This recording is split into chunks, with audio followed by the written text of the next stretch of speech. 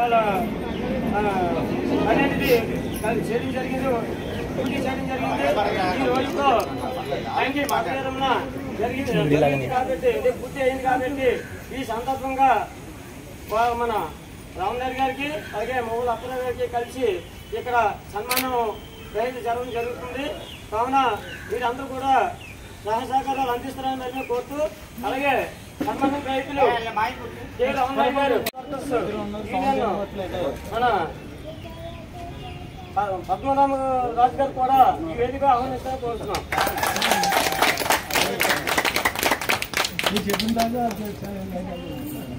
అలాగే ఈ జీవీఎంఎస్ శేఖరం గారు కూడా ఈ యొక్క వేదికపై ఆహ్వానించడం జరుగుతుంది.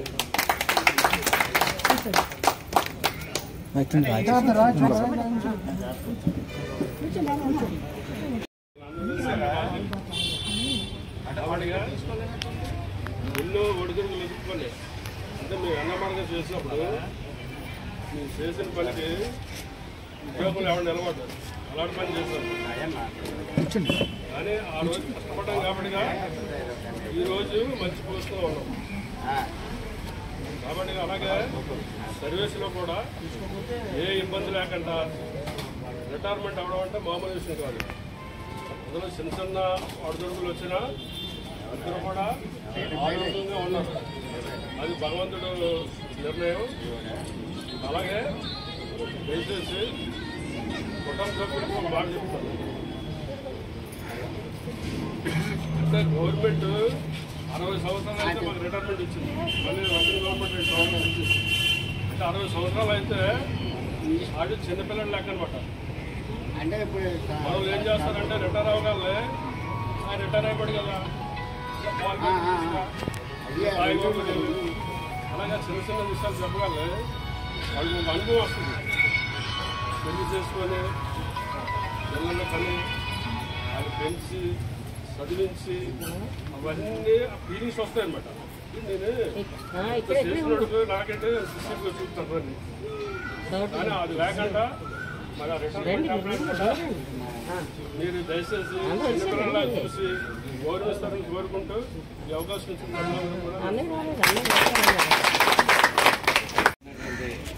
నాయకుడు వామనరావు గారు అలాగే పేరు అందరికి కూడా, ఎందుకంటే టైం ఎక్కువ అవుతుంది అందరితో అలాగే ఈరోజు సన్మానం రామనాయుడు గారు వీరికి కూడా వాటిని కొంచెం పెద్దలు కాబట్టి వాళ్ళకి కూడా మరి రిటైర్మెంట్ అనేది మనం ఉద్యోగంలో జాయిన్ అయినప్పుడే రిటైర్మెంట్ కూడా ఆ రోజే మన ఎస్ఆర్ బుక్ అని ఉంటుంది. దాంట్లో ఏదైతే ఉద్యోగం వచ్చిందో ఆ రోజే రిటైర్మెంట్ కూడా రాస్తారు. ఉద్యోగం వచ్చినప్పుడు ఎంత ఆనందంగా సంతోషంగా ఉద్యోగంలో జాయిన్ అవుతామో పక్కింటి వాళ్ళకి చుట్టాలకి కలిసి అందరికీ అంత ఆనందంగా ఉద్యోగంలో జాయిన్ అవుతాము.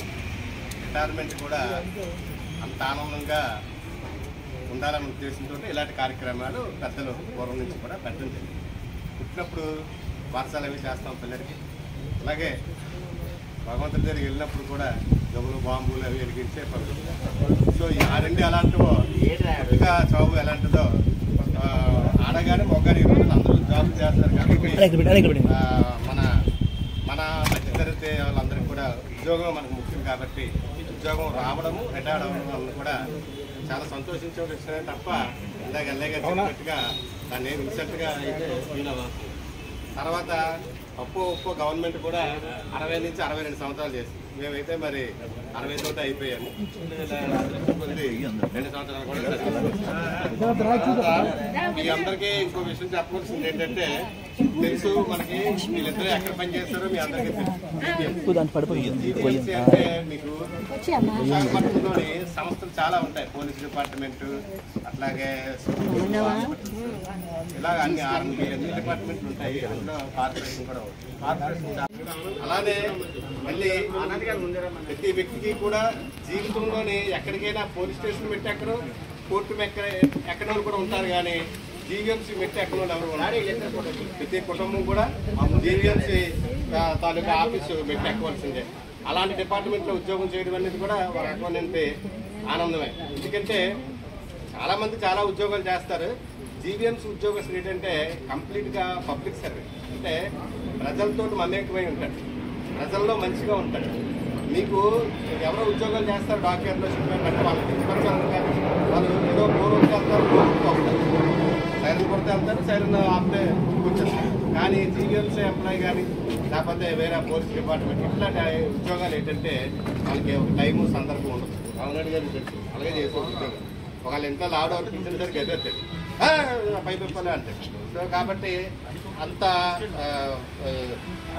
ఇన్వాల్వ్ అయ్యి చేసే ఉద్యోగం జీవీఎంసీలో ఉద్యోగం అంటే ఆశామాషి కాదు. పబ్లిక్ తోటి మాట్లాడే ఉద్యోగం, ఎలాంటి రిమార్క్స్ లేకుండా, ఎలాంటి ప్రాబ్లమ్స్ లేకుండా. ప్రాబ్లమ్స్ అంటే హెల్త్ పరంగా కూడా మధ్య స్టంట్లు పడ్డా, నాకు కూడా పడ్డా 3 స్టంట్లే. మనమే ఆటలు అంతే, ఆటలని చూసి మనం ఎప్పుడు కూడా జరగకూడదు. ఇవాళ 50 సంవత్సరాలు దాని తర్వాత అందరూ స్టంట్ మాస్టర్లే, అందరూ ఫైటింగ్ చేయవలసిందే. కాబట్టి లైఫ్ అనేది ఒక రకమైనటువంటి గోల్ లాంటిది. కాబట్టి అలా కొట్టుకుని వెళ్తున్నారు తప్ప ఎక్కడ తెలిసి 2 స్టంట్లు పడ్డా. మా వామగారు అంటారు, రాజుగారు మీకు స్టంట్లో పడ్డా నాకు బైపాస్ అయ్యింది, మరి అసలు జరగను నేను, మీరు ఇంకా కూడా తెలుస్తారేమో అంటారు. నేను జరగను కాబట్టి ఆయన దగ్గర తెలుస్తాను, నేను ఆయన బైపాస్ అయింది కాబట్టి. అలాగే మనడు కూడా మనం పడ్డాయి. అన్న నీకు ఎన్ని పడ్డా అన్నాడు నాకు. మరి బాబు ముందు హాస్పిటల్లో ఉన్న తర్వాత ఎన్ని పడ్డా చెప్తానని చెప్పి భయపడిపోయాడు రావునాడు. అయితే ఎంత దూరం అనే మనిషి కూడా స్టంట్ పడగానే భయపడి అదేం లేదనే చిన్న బైక్ తీసుకెళ్ళి క్లీన్ చేస్తాను, బైక్ క్లీన్ చేస్తా కదా, అలాగే నీకు ఆ వాల్ ఉంటాయి, ఆ వాల్ వైపు దూర్చి ఆ వాల్ క్లీన్ చేస్తారు, అంతకుమించి ఏం లేదు స్టంట్ అంటే. ఊరికే డాక్టర్లు అలా పెట్టారు స్టంట్ అని. ఎవరైనా ఏదో మాట్లాడే స్టంట్ కొట్టుకున్నా అంటారు కదా, అదే స్టంట్ అంటే. ఏముంటుంది స్టంట్ అంటే. కాబట్టి ఆయన ఏం జరగని చెప్పాను. పోలంటే హ్యాపీగా ఏదైతేనే చాలా హ్యాపీగా రిటైర్ అయ్యాడు, అందరికీ సంతోషం. అలాగే పోతే ఇప్పుడు నెక్స్ట్ అప్పరారు కూడా ఇక్కడ రావునాయుడు తర్వాత అరిసే వ్యక్తి అప్పలనాయుడు. అప్పరారు అంటే మధ్యలో చిన్న అనారోగ్యాలు వచ్చినప్పుడు కూడా అవి క్యూర్ చేసుకోలేనటువంటివి కావు, మామూలుగా వచ్చినటువంటి చిన్న వాటికి తప్ప ఒక రకంగా చెప్పాలంటే ఆరోగ్యంగానే రిటైర్ అవుతున్నారు. అయితే ఇక్కడ ఒకటి గమనించాలి, మొట్టమొదట ఇందాక పద్మనాభరాజు గారు కానీ అందరూ చెప్పినట్లుగా గవర్నమెంట్ ఉద్యోగం అనేటటువంటిది రావడం అంత ఈజీ అయినటువంటి విషయం కాదు. ఇప్పుడు ఉన్న యువత అందరికీ తెలుసు గవర్నమెంట్ ఉద్యోగం రావాలంటే ఎంత కష్టం. అటువంటి లేదు, ఎవరైతే ఉద్యోగం వేశారో వాళ్ళ దగ్గర మంచిగా ఉండి వాళ్ళతో ఇతను చాలా మంచివాడు, ఇలాంటి వాడికి మనం అవకాశం కల్పించాలని చెప్పి వాళ్ళలో భావన కలిగేలాగా ప్రవర్తించడమో, ఏదో ఒక కారణం వల్ల వీళ్ళని జీవీఎంసీలో వాటర్ సప్లైలో ఉద్యోగంలో వేయించారు, వీళ్ళని ఉద్యోగంలో వేయించారు. వాళ్ళు ఎవరైతే ఉద్యోగంలో వేశారో వాళ్ళని వీళ్ళు ఎప్పుడు తలుచుకుంటూనే ఉండాలి. ఎందుకంటే వాళ్ళే ఉద్యోగం వేయించకపోతే, ఎన్ఎంఆర్లుగా వేయించకపోతే తర్వాత పర్మనెంట్ అవ్వడం కానీ, తర్వాత అంచెలంచెలుగా పెరిగి ఒక ఎక్కువ జీతంలోకి వచ్చి రిటైర్ అవ్వడం కానీ, రిటైర్ అయిన తర్వాత కూడా పెన్షన్ రూపంలో జీతం తీసుకోవడం కానీ, ఇవన్నీ కూడా జరగవు వాళ్ళు కానీ ఉద్యోగం వేయించకపోతే. అయితే వీళ్ళు ఉద్యోగంలో జాయిన్ అయినప్పుడు సుమారుగా నేను కూడా అప్పుడే జాయిన్ అయ్యాను దగ్గరలో, అంటే వీళ్ళకన్నా ఒక 1-2 సంవత్సరాలు లేట్లో. ఆ రోజున ఉద్యోగాలు ఎలా ఉండేవంటే ఎవరు కూడా ఫుల్ ప్యాంటు షర్టు వేసుకుని డ్యూటీకి రాకూడదు, హాఫ్ ప్యాంట్ వేసుకుని రావాలి. వాళ్ళు ఎదురుకుండా పన్నోడులాగే ఉండాలి తప్ప ఒక మనిషిలాగా ఉండకూడదు. వాళ్ళు చెప్పినటువంటి ప్రతి పని కూడా చెయ్యాలి. వాడు ఇచ్చినటువంటి పావలాలో 10 రూపాయలు ఇస్తే అది తీసుకుని నోరు ఎత్తకుండా వెళ్ళిపోవాలి. ఒక రకంగా చెప్పాలంటే బానిస బతుకులు. మీరు ముఖ్యంగా ఈరోజున అవుట్ సోర్సింగ్ ఎంప్లాయీస్ గమనించవలసింది ఏంటంటే, ఆ రోజున ఆ రకమైన బానిస బతుకులు బతకడం వల్ల పిల్లిని కూడా గదిలో పెట్టి కొడితే అది కూడా ఫుల్గా తిరగబడుతుంది. ఫస్ట్ అంతవరకు కూడా రాజకీయ నాయకులే యూనియన్ లీడర్లు ఉండేవారు, బయట వాళ్ళు ఎవడం. మన దగ్గర లీడర్లు తయారవడం కానీ మన ఎంప్లాయీసే పోరాటం కానీ అవి లేవు. అలాంటి పరిస్థితుల్లో ఇక్కడ ఉన్నటువంటి ఈ తాలూకు పరిస్థితుల్ని చూసిన తర్వాత ఫస్ట్ నేను తిరగబడ్డాను. నేను తిరగబడి నేను ముందుకెళ్తే నా వెనకాతల నడిచినటువంటి వాళ్ళల్లో పద్మనాభరాజు గారు, రామనాయుడు, ఎల్లయ్య, అప్పారావు మొత్తం వరుస పెట్టి వచ్చి ఒక చిన్న గ్రూపుగా ఏర్పడి యుద్ధం చేసి మేము ఎంతవరకు వెళ్ళిపోయామంటే ఫిట్టరుకి కనీసం 10 అడుగుల దూరంలో దండ కట్టుకుని నిలబడవలసినటువంటి స్థాయి నుంచి అసలు ఫిట్టర్ను కూడా కేర్ చేయకుండా, ఏఈలను కూడా కేర్ చేయకుండా ఆ స్థాయికి వచ్చాం. తర్వాత ముందుకెళ్ళేటప్పటికీ కార్పొరేషన్ మొత్తంలోనే మన నా నాయకత్వంలో యూనియన్ ఒకసారి టీఎన్టీసీ యూనియన్గా, 2 సార్లు ఇండిపెండెంట్ యూనియన్గా మొత్తం కార్పొరేషన్లో ఉన్న ఎంప్లాయీస్ అందరూ గెలిపించారంటే ఇది నా గొప్పతనం కాదు, నాకు మద్దతు ఇచ్చినటువంటి వీళ్ళందరూ. ఆ రోజున మేము రెగ్యులరైజేషన్ గురించి ఫైట్ చేసిన దాంట్లో ఈ రోజున ఉన్న అవుట్ సోర్సింగ్ ఎంప్లాయీస్ ఫైట్ చేసి మాకు ఉన్న యూనిటీ ఇప్పుడు ఉన్న వాళ్ళలో లేదు. సెక్షన్లో వాటర్ సప్లై సెక్షన్లో ఆ రోజున నేను మనం ఎవరు డ్యూటీలకు వెళ్ళటం లేదు అని చెప్తే అప్పుడు 50 వార్డులు ఉండేవి. 50 వార్డుల్లోని వాటర్ అసలు ఉండేది కాదు, అయిపోయాయి. అందరూ ఒకటే మాట, ఒకే మాట మీద మేమందరం నిలబడేవాళ్ళం. ఇవాళ ఒక్కొక్క సెక్షన్, ఒక్కొక్క యూనియన్, ఎవరు ఏ యూనియన్లో ఉంటారో కూడా గ్యారెంటీ లేదు. మాకైతే నమ్మకం లేదు. వీళ్ళకి చందా కడతారు, వాళ్ళకి చందా కడతారు, ఆడొచ్చినా వెళ్తారు, ఈడొచ్చినా. అప్పుడు ఏమవుద్ది, వాడు చేస్తాడు లేని వీడు, వీడు చేస్తాడు లేని వాడు ఊరుకుంటాడు, చందాలు తీసుకున్నాడు మాట్లాడతాడు. చివరికి ఒక్క సెక్షన్లో ఉన్న వాళ్ళు కూడా మళ్ళీ యూనియన్ తేడా. ఈ సెక్షన్లో ఉన్నోళ్ళు మళ్ళీ ఇంకో 2-3 ఇంకొక యూనియన్కి వెళ్తారు. ఇక్కడ ఉన్నటువంటి వర్కర్స్ ఎవరైతే ఉన్నారో వాళ్ళకు మళ్ళీ వాడు వ్యతిరేకం. మరి ఇదే పద్ధతిగానే మేంగానే అవలంబిస్తే ఈ రోజుకి మేము అన్నమార్లు యుద్ధము, మా రిటైర్మెంట్ కూడా దిక్కుమాలిన రిటైర్మెంట్ అయ్యేది.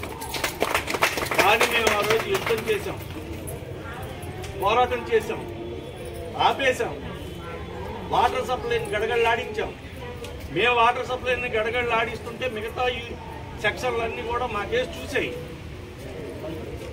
అలాగా మేము యుద్ధం చేయబట్టి ఇవాళ మా దగ్గర ఉన్న ఎన్ఎంఆర్లు అందరూ పర్మనెంట్ అయిపోయారు. అందరికీ ప్రమోషన్లు కూడా వచ్చాయి. కొంతమంది ఏఈ కూడా అయిపోయారు, కొంతమంది డాట్స్మెన్లు అయిపోయారు, కొంతమంది వర్క్ ఇన్స్పెక్టర్లు అయిపోయారు, కొంతమంది ఫిట్టర్లు అయిపోయారు, కొంతమంది ఈలు అయిపోయారు, కొంతమంది ఎస్సీలు కూడా అయ్యారు. ఇంతవరకు కూడా మరి వచ్చింది.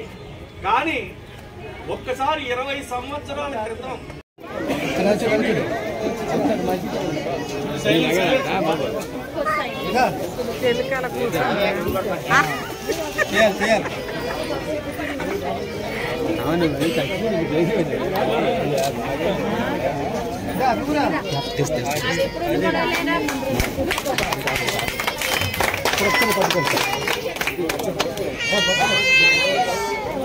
నవరా బాబు నవరా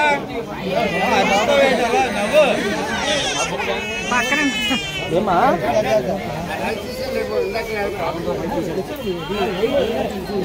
కొంచెం జరగాలి జరగాలి కొంచెం కొంచెం జరగాలి.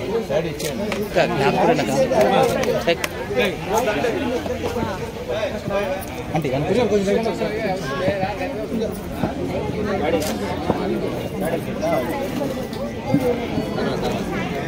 జాగ్రత్త అండి.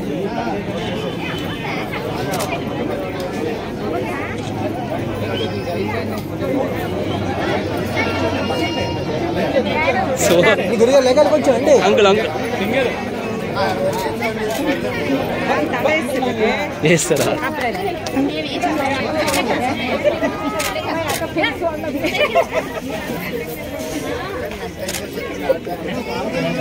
కొంచెం అన్న కొంచెం దగ్గర కొంచెం దగ్గర కొంచెం దగ్గర అందరి నుంచి రామనాయుడికి ఎవరైనా అన్న కొంచెం గీత గీత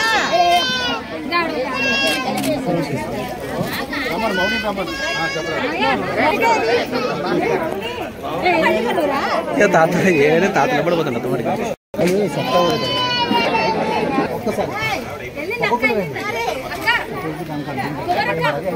అన్ని మాయకిచ్చి అక్కడ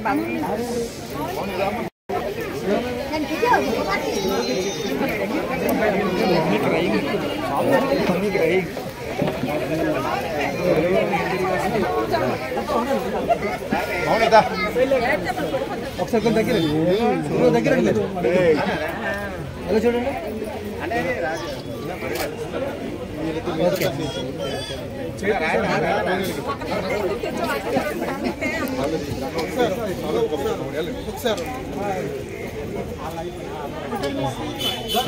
ఇలా తిరగండి గురు, ఇలా తిరగండి, ఇలా తిరగండి. అలా ఉన్నాను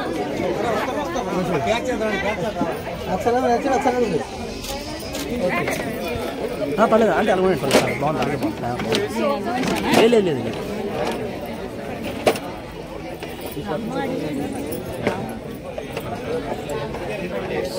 కొంచెం తిరగండి మీరు, కొంచెం అలా బాగుంది.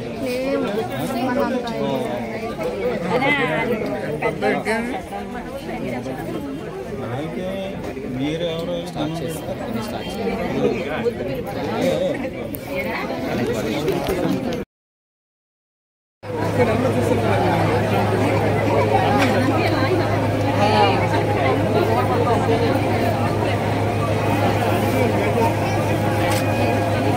రెడీ వెళ్తారు పట్టుకోండి, చాలా పట్టుకోండి.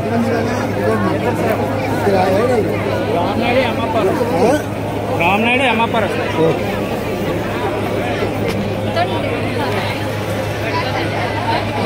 కొంచెం లక్ష తిరిగి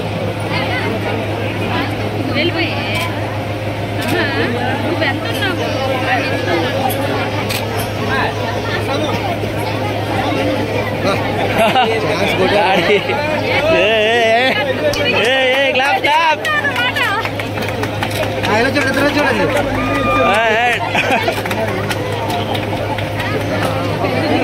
తిరుగు శభాష్.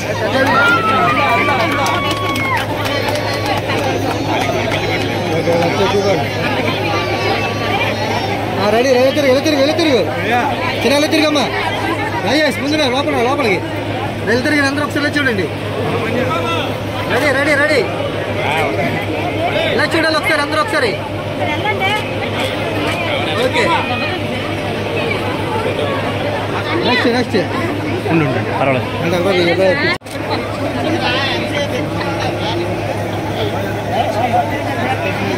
చేసుకోండి. రెడీ రెడీ రెడీ ఇలా చూడు, ఇలా చూడు, ఎలా చూడు, దిగు ఇలా చూడు. అతి అతి చూడండి. ఓకే